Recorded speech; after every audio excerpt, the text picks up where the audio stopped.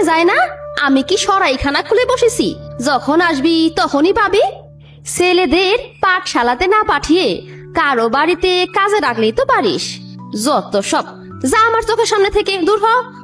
মিতালি কান্না করতে করতে দৌড়ে বাড়ির দিকে যায়। মা, কোথায় গেলে? আমার খুব খিদে লেগেছে, কিছু খেতে দাও আমাদের।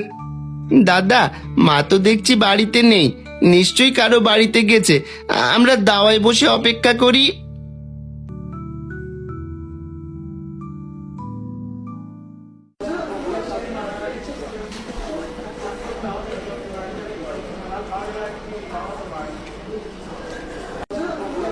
আরে নিয়ে যাও, নিয়ে যাও, ভালো ভালো মাছ আছে, তাড়াতাড়ি এসো, একেবারে জলের দামে। ও দাদারা, ও দিদিরা, তাড়াতাড়ি আসো, 1 কেজি মাছ মাত্র 1 আনায়, নিয়ে যাও, নিয়ে যাও। এই দাদা, মাছ কিনবে নাকি? মনে হচ্ছে এই কত কেজি দেবো বলো না, একেবারে জলের দামে ছেড়ে দিচ্ছি দাদা। আমার হাতে কোনো টাকা নেই, এই ফসল বিক্রি করে তখন টাকা দেব। এ কি কথা শোনালে? আপনার কি মাথা খারাপ হয়েছে নাকি? বাকি দেবো? আপনার মতো ছোট লোককে আপনার সাথে কথা বলো পাপ, দূর হতভাগা। ভাই ঈশ্বর, গরিব বলে কেউ ঠিক করে কথা পর্যন্ত বলতে চায় না। ঘরে ফিরে যাই, কাল কিছু একটা করতে হবে।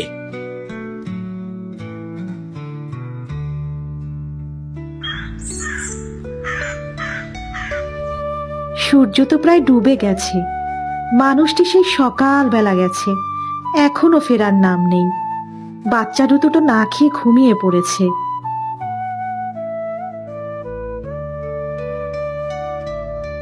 মিতালি, মিতালি, দরজা খোলো, আমি এসেছি।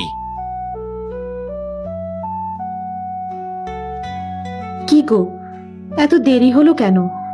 বাচ্চা দুটো যে না খেয়ে ঘুমিয়ে পড়েছে। না, আজকেও কিছু জোগাড় করতে পারলাম না গিন্নি। কাল সকালে ফসল বিক্রি করে বাজার সদাই করতে হবে, আজকে জল খেয়ে কাটিয়ে দাও।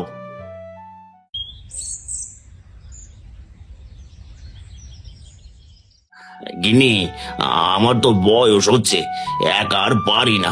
রোশনকে আর পাঠশালাতে পাঠাতে হবে না, সে আমার সাথে মাঠে কাজ করুক। তুমি যা ভালো মনে করো। আজকে আমি কার্তিক দাদার সাথে কথা বলে তুহিনকে শহরে পড়াশোনা করতে পাঠিয়ে দেব, আর রোশন আমার সাথে মাঠে কাজ করবে। শুনেছি শহরে পড়াতে অনেক টাকা পয়সা লাগে। এত টাকা কোথা থেকে জোগাড় হবে? চাষাবাদের জমি বন্ধক রেখে টাকা নিতে হবে। তাহলে আমাদের চলবে কি করে? সেটি কোন রকমে চলে যাবে, তুমি চিন্তা করো না। আমি রূপালী দিদির বাড়ি থেকে ঘুরে আসছি, দেখি কিছু করতে পারি কিনা।